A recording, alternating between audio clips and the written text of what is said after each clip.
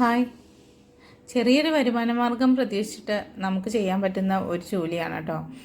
Nightie material sale, അല്ലെങ്കിൽ stitching അറിയാവുന്നവർക്ക് nightie stitch ചെയ്ത് കൊടുക്കുക, ഫ്രോക്ക് നൈറ്റി സ്റ്റിച്ച് ചെയ്ത് കൊടുക്കുക ഒക്കെ നമുക്ക് ചെയ്യാൻ പറ്റുന്ന ഒരു കാര്യമാണ് കേട്ടോ. അപ്പോൾ ചെറിയ മുതൽ മുടക്കി തന്നെ നമുക്കത് ചെയ്യാമെന്നുള്ളത് കൊണ്ട് തന്നെ നമുക്കതിൽ നിന്ന് വലിയൊരു വരുമാനമല്ല നമ്മൾ പ്രതീക്ഷിക്കുന്നത് കേട്ടോ. ചെറിയൊരു വരുമാനം നമുക്ക് ബൾക്കായിട്ടൊക്കെ കൊടുക്കാൻ പറ്റുന്ന സമയത്ത് നമുക്ക് നല്ല വരുമാനം കിട്ടുകയും ചെയ്യും കേട്ടോ.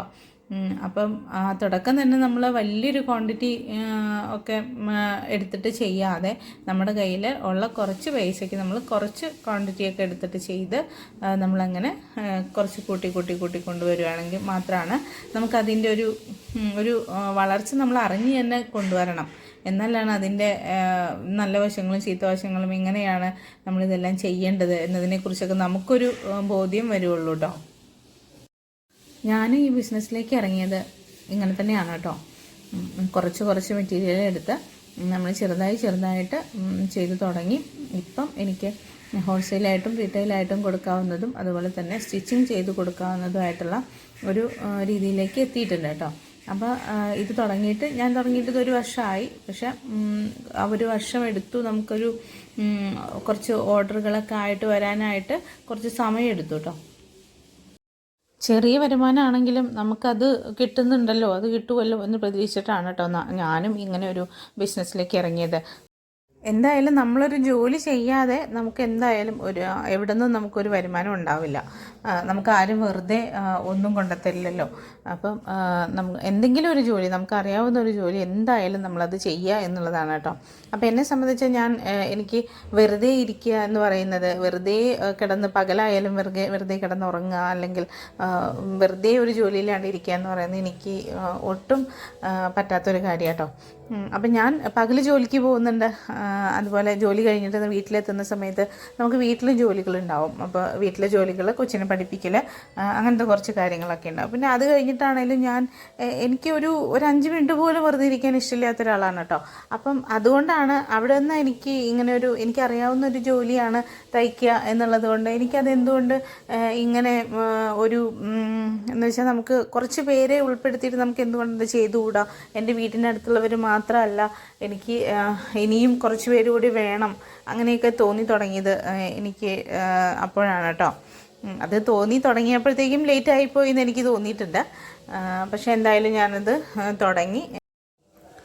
എനിക്കിപ്പോൾ ഒരു ജോലിയും ചെയ്യാൻ പറ്റില്ല, എനിക്ക് ചെയ്യാൻ സമയമില്ല, ഇല്ലെങ്കിൽ എനിക്കത് ചെയ്യാനുള്ള സാഹചര്യം ഇല്ല എന്നൊക്കെ പറയുന്ന അവർക്ക് വേണ്ടിയിട്ടാണ് കേട്ടോ ഞാനിപ്പോൾ പറയുന്നത്. നമ്മളങ്ങനെ പറഞ്ഞിട്ടിരിക്കുന്നത് നമ്മൾ ശരിക്കും നമ്മൾ തോറ്റു കൊടുക്കുന്നതിന് തുല്യമാണ്. നമുക്ക് പറ്റുന്ന സമയം 5 മിനിറ്റ് ഉണ്ടെങ്കിൽ 5 മിനിറ്റ് നമുക്ക് എന്താണോ ചെയ്യാൻ കഴിയുന്നത് അത് ചെയ്യുക എന്നുള്ളതാണ്. അല്ലാതെ നമുക്കിപ്പോൾ വെറുതെ ഇരുന്നുകൊണ്ട് നമുക്കൊന്നും കിട്ടില്ല. വെറുതെ ഇരുന്ന നമ്മുടെ സമയം, നമ്മുടെ വിലപ്പെട്ട സമയമാണ്, അത് പോയിക്കൊണ്ടിരിക്കുക എന്നല്ലാതെ നമുക്കതുകൊണ്ട് ഒന്നും നേടാനില്ല. അപ്പം നമ്മൾ വളരെ ആയാസപ്പെട്ട് ചെയ്യേണ്ട കാര്യം അങ്ങനെയല്ല പറയുന്നത്. നമുക്ക് പറ്റാവുന്ന പോലെ പറ്റുന്ന ജോലി ചെയ്യുക എന്നുള്ളതാണ് കേട്ടോ. അത് ഞാൻ വീട്ടിലിരിക്കുന്ന ചേച്ചിമാർ അങ്ങനെയൊക്കെയാണ് ഞാൻ ഉദ്ദേശിക്കുന്നത്. അപ്പോൾ വീട്ടിലിരിക്കുന്ന കൊച്ചുങ്ങളെ നോക്കുന്നവർ അങ്ങനെയൊക്കെ ആകുമ്പോഴാണ് നമുക്ക് എന്തെങ്കിലും വീട്ടിലിരുന്ന് ചെയ്യാൻ പറ്റുന്നത് കേട്ടോ. അതിന് പറ്റുന്ന ഏറ്റവും നല്ലൊരു കാര്യമാണ് ഈ നൈറ്റി മെറ്റീരിയൽ ബിസിനസ്, അല്ലെങ്കിൽ നമ്മൾ റെഡിമെയ്ഡ് തന്നെ എടുത്ത് ഇപ്പോൾ സോഷ്യൽ മീഡിയ വഴിയൊക്കെ നമ്മൾ സെയിൽ ചെയ്യാം എന്നൊക്കെ പറയുന്നത്. ഇങ്ങനെ നമുക്ക് വളരെ നല്ല രീതിയിൽ, ചെറിയ രീതിയിലാണെങ്കിൽ പോലും നല്ല രീതിയിൽ ചെയ്യാൻ പറ്റുന്നതും ചെറിയൊരു വരുമാനം പ്രതീക്ഷിക്കാവുന്നതുമാണ് കേട്ടോ. അപ്പം എന്തായാലും എല്ലാവർക്കും ചെയ്യാൻ പറ്റുന്നൊരു കാര്യമാണ്. ഞാൻ മെയിനായിട്ട് പറയുന്നത് ഈ വീട്ടിലിരിക്കുന്ന അവരെക്കുറിച്ചാണ് കേട്ടോ. അവർക്ക് വേണ്ടിയിട്ടാണ് പറയുന്നത്. അപ്പോൾ ചെറിയ വരുമാനമാണെങ്കിലും നമ്മൾ ചെയ്യുന്ന ആ ജോലിയിൽ ആത്മാർത്ഥതയോടെ നമുക്ക് ചെയ്യാനായിട്ട് പറ്റിയാൽ, നമുക്കതിൽ നിന്ന് എന്തെങ്കിലും ഇൻകം വേണം എന്ന് പ്രതീക്ഷിച്ചുകൊണ്ട് തന്നെ നമ്മളതിൽ കോൺസെൻട്രേറ്റ് ചെയ്തുകൊണ്ട് നമുക്ക് ചെയ്യാൻ പറ്റുവാണെങ്കിൽ എന്തായാലും അതിൽ നിന്ന് നമുക്ക് ഒരു ഇൻകം എന്തായാലും ഉണ്ടാവും കേട്ടോ.